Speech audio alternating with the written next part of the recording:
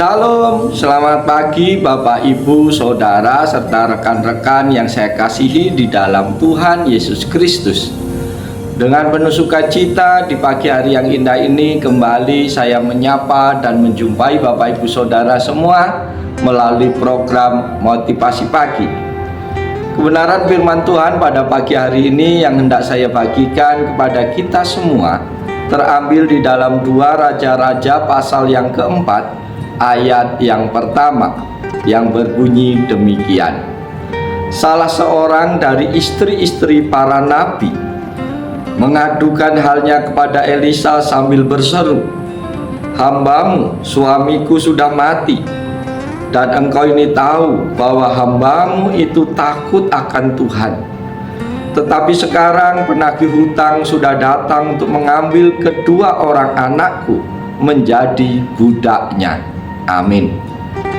Bapak, Ibu, Saudara yang dikasihi oleh Tuhan Yesus Kristus, di dalam kehidupan ini setiap orang pernah memiliki beban-beban dalam kehidupan kita. Tetapi percayalah, di dalam Tuhan setiap beban dan masalah dapat diubah menjadi berkat.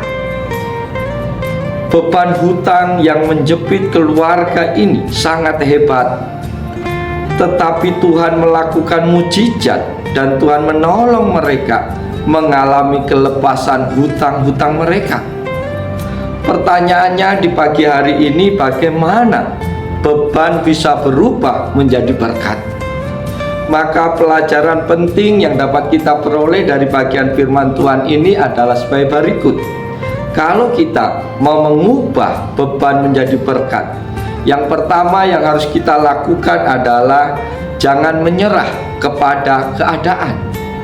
Saudara-saudara terkasih di dalam Yesus Kristus, janda dari rombongan nabi ini mengalami hutang dan dia tidak dapat melunasi. Maka anaknya dan dirinya akan menjadi budak dalam tradisi orang Yahudi, dan mereka akan mengalami pembebasan dari hutang mereka pada tahun yang ke-7 yang disebut dengan tahun Yobel. Janda rombongan nabi ini tidak menyerah pada nasib mereka dan tidak berbuat apa-apa sama sekali, tetapi mereka berusaha dan datang kepada Nabi Elisa. Bapak, Ibu, Saudara yang dikasihi Tuhan, sebesar apapun beban berat yang menimpa dan yang sedang engkau alami saat ini, jangan berdiam diri, jangan berputus asa, jangan menyerah pada keadaan sulit yang engkau alami. Mari engkau datang kepada Tuhan. Mari engkau berusaha dengan apa yang bisa kau lakukan. Maka Tuhan yang maha besar itu, Tuhan yang maha hebat itu tidak akan pernah tinggal diam. Dia pasti bertindak, dia pasti menolong dan membebaskan engkau dari beban berat itu. Oleh sebab itu, ingat, yang pertama, jangan menyerah kepada keadaan yang ada. Yang kedua yang dapat kita lakukan, yang dapat kita teladani dari janda ini adalah jangan malu minta pertolongan kepada Tuhan. Saudara-saudara terkasih di dalam Yesus Kristus, janda nabi ini tidak tinggal diam. Mereka meminta pertolongan kepada Nabi Elisa.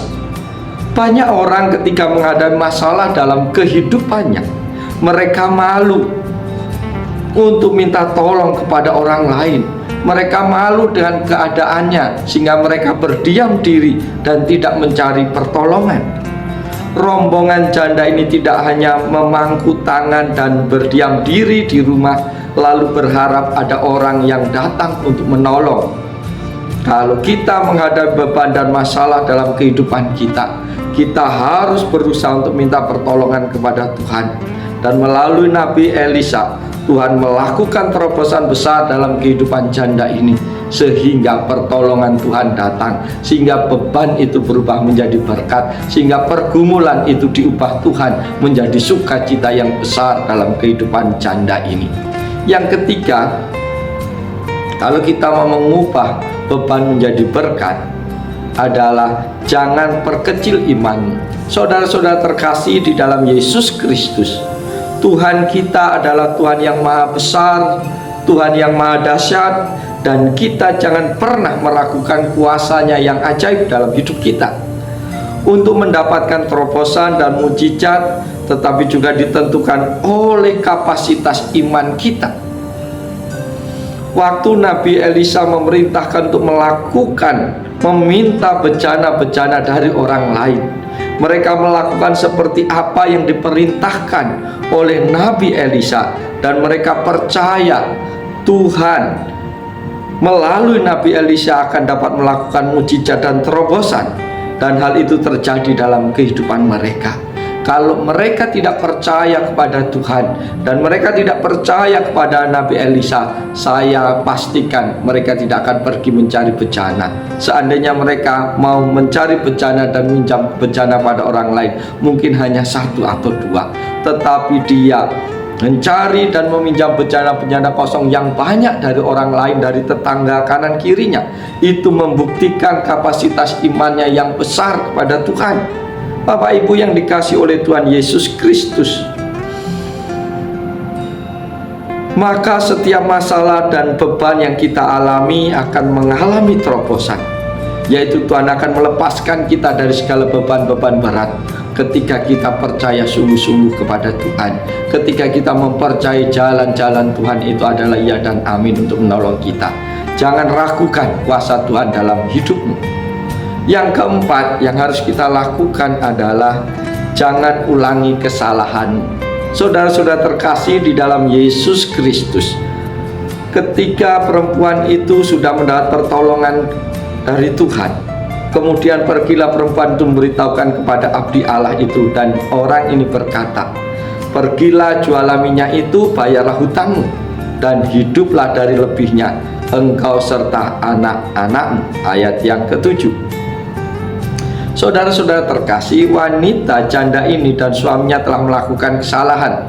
Sebelumnya janda Nabi ini hanya bergantung pada suaminya, dan ketika suaminya mati ia tidak bisa berbuat apa-apa, karena ketika suaminya hidup ia hanya menjadi ibu rumah tangga. Nabi Elisa kemudian memerintahkan untuk pergi dan jualah minyak itu. Artinya seorang istri juga harus cakap untuk menghasilkan uang. Kedua, jangan biasakan hidupmu untuk berhutang, karena berhutang akan menambah beban yang semakin berat dalam kehidupan kita.